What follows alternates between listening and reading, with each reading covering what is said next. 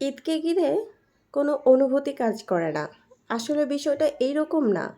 বিষয়টা হচ্ছে টাকার কাছে আমরা সবাই আনন্দকে বিসর্জন দিয়ে দিয়েছি।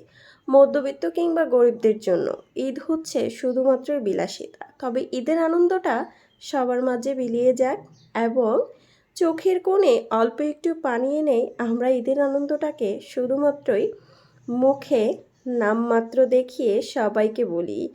কারণ আমরা বড় হয়ে গেছি। আসলে কথাটা এইরকম না। কথাটা হচ্ছে টাকার কাছে আমরা হেরে গেছি। যদি আমাদেরও অনেক বেশি টাকা থাকতো, তাহলে আমরাও হয়তোবা ঈদের আনন্দটাকে আরও বেশি দ্বিগুণ তিনগুণ করে নিতে পারতাম ঠিক সেই ছোট্টবেলার মতো। আমাদের মাথায় প্রচুর পরিমাণ চাপ। যেখানে টাকা শুধুমাত্রই সামান্য।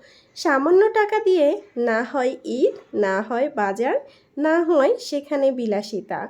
কাপড়-চোপড় কেনা তো আমাদের অনেক কিছু। সেই পর্যন্ত ভাবাটাই আমাদের অনেক কষ্ট হয়ে যায়। বিষয়টা আমরা এখানেই আটকে দেই, আমরা বড় হয়ে গেছি। আসলেই কি আমরা বড় হয়ে গেছি?